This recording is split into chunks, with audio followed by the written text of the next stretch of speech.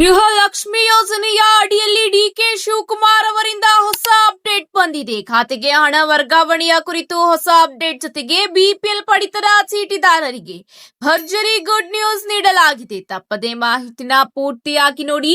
ಮಾಹಿತಿ ಇಷ್ಟವಾದಲ್ಲಿ ಲೈಕ್ ಮತ್ತು ಶೇರ್ ಮಾಡುವುದನ್ನು ಕೂಡ ಮರೆಯಬೇಡಿ. ಹಾಗಾದ್ರೆ ಬನ್ನಿ ವೀಕ್ಷಕರೇ, ಪಡಿತರ ಚೀಟಿದಾರರಿಗೆ ರಾಜ್ಯ ಸರ್ಕಾರದಿಂದ ಇದೀಗ ಬಂದಿರುವ ಒಂದು ಟಾಪ್ ಸುದ್ದಿ ಏನೆಂದು ನೋಡೋಣ.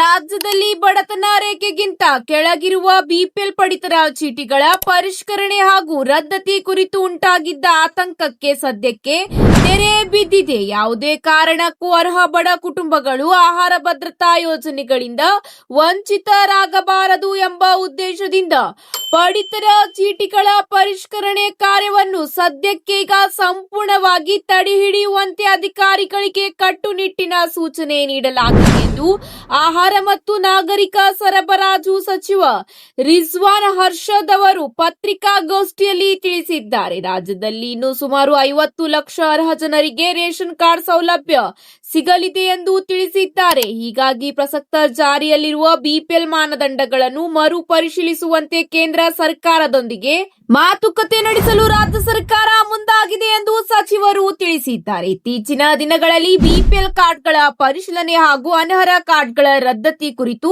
ಹಲವು ರೀತಿಯ ಚರ್ಚೆಗಳು ನಡೆದಿದ್ದವು. ಇದರಿಂದ ಲಕ್ಷಾಂತರ ಬಡ ಕುಟುಂಬಗಳಲ್ಲಿ ತಮ್ಮ ಪಡಿತರ ಚೀಟಿಯು ರದ್ದಾಗಬಹುದೇ ಎಂಬ ಆತಂಕ ಮನೆ ಮಾಡಿತ್ತು. ಆದರೆ ಈ ಹಿನ್ನೆಲೆಯಲ್ಲಿ ಈಗ ಅರ್ಹ ಫಲಾನುಭವಿಗಳಿಗೆ ಯಾವುದೇ ತೊಂದರೆಯಾಗದಂತೆ ಎಚ್ಚರಿಕೆ ವಹಿಸಲಾಗಿದೆ. ಪರಿಶೀಲನೆ ಅಥವಾ ಪರಿಷ್ಕರಣೆ ಹೆಸರಿನಲ್ಲಿ ಅರ್ಹ ಕುಟುಂಬಗಳ ಆಹಾರ ಭದ್ರತೆಯನ್ನು ಕಸಿದುಕೊಳ್ಳುವ ಪ್ರಶ್ನೆ ಇಲ್ಲ ಎಂದು ಮಹತ್ವದ ಮಾಹಿತಿಯನ್ನು ಆಹಾರ ಸಚಿವ ರಿಜ್ವಾನ್ ಹರ್ಷದ್ ಅವರು ಸ್ಪಷ್ಟಪಡಿಸಿದ್ದಾರೆ.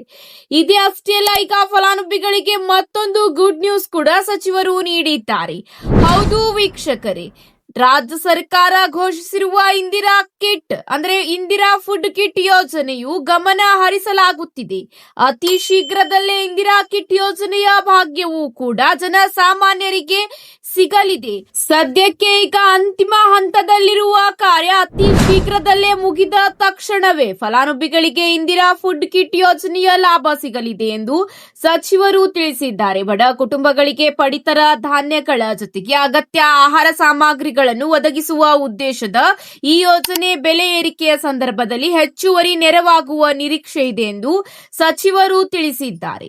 ಇದೇ ಅಷ್ಟೇ ಅಲ್ಲ, ಈ ಕೆವೈಸಿಯನ್ನು ಮಾಡಿಸುವುದು ಕೂಡ ಕಡ್ಡಾಯ ಎಂದು ತಿಳಿಸಿದ್ದಾರೆ. ಸೆಪ್ಟೆಂಬರ್ 30ರ ಒಳಗಾಗಿ ಎಲ್ಲಾ ಫಲಾನುಭವಿಗಳು ತಪ್ಪದೆ ತಮ್ಮ ಈ ಕೆವೈಸಿಯನ್ನು ಪೂರ್ಣಗೊಳಿಸಬೇಕು. ಕುಟುಂಬದ ಪ್ರತಿಯೊಬ್ಬ ಸದಸ್ಯರು ಕೂಡ ಈ ಒಂದು ಅಪ್ಡೇಟ್ ಮಾಡಿಸಬೇಕು. ಕೆವೈಸಿಯನ್ನು ಅಪ್ಡೇಟ್ ಮಾಡಿಸುವುದು ಕಡ್ಡಾಯವಾಗಿದೆ ಎಂದು ಸಚಿವರು ತಿಳಿಸಿದ್ದಾರೆ. ಇದರ ಜೊತೆಗೆ ಗೃಹಲಕ್ಷ್ಮಿ ಯೋಜನೆಯ ಅಡಿಯಲ್ಲಿ ಡಿಕೆ ಶಿವಕುಮಾರ್ ಅವರಿಂದ ಇದೀಗ ಬಂದಿರುವ ಮಹತ್ವದ ಮಾಹಿತಿ. ಗೃಹಲಕ್ಷ್ಮಿ ಯೋಜನೆಗೆ ಫಲಾನುಭವಿಗಳ ಅಲ್ಲದವರಿಗೂ ಅಂದರೆ ಅನರ್ಹರಿಗೆ ಮರಣ ಹೊಂದಿದ ಫಲಾನುಭವಿಗಳ ಖಾತೆಗೂ ಧನ ಸಹಾಯ ವರ್ಗಾವಣೆ ಮಾಡಲಾಗುತ್ತಿತ್ತು ಎಂದು ವರದಿಯಾಗಿದೆ. ಈ ಸುದ್ದಿ ಮಾಧ್ಯಮಗಳ ವರದಿಗೆ ರಾಜ್ಯ ಮಹಿಳಾ ಮತ್ತು ಮಕ್ಕಳ ಅಭಿವೃದ್ಧಿ ಇಲಾಖೆ ಸ್ಪಷ್ಟನೆ ನೀಡಿದೆ. ಫಲಾನುಭವಿಗಳ ಅಂಕಿ ಅಂಶಗಳನ್ನು ಮಾಸಿಕ 2,000 ರೂಪಾಯಿಯಂತೆ ಜಮೆಯಾದ ಲೆಕ್ಕ ಕೊಟ್ಟಿದೆ. ನೋಂದಣಿಯಾದ ಫಲಾನುಭವಿಗಳ ಪೈಕಿ ಈವರೆಗೆ ಒಟ್ಟು 2,88,376 ಮಹಿಳೆಯರು ಮರಣ ಹೊಂದಿದ್ದಾರೆ. ಅದರಲ್ಲಿ 1,03,922 ಫಲಾನುಭವಿಗಳು ಮೃತ ಕುಟುಂಬದ ಯಜಮಾನಿಯ ಹೆಸರು ಬದಲಾಯಿಸಿ ಇಲಾಖೆಯಿಂದ ಪರಿಷ್ಕೃತ ಪಡಿತರ ಚೀಟಿ ಪಡೆದು ಮರು ನೋಂದಣಿ ಮಾಡಿಕೊಂಡಿದ್ದು ಧನ ಸಹಾಯ ನೀಡಲಾಗುತ್ತಿದೆ ಎಂದು ಸರ್ಕಾರ ತಿಳಿಸಿದೆ.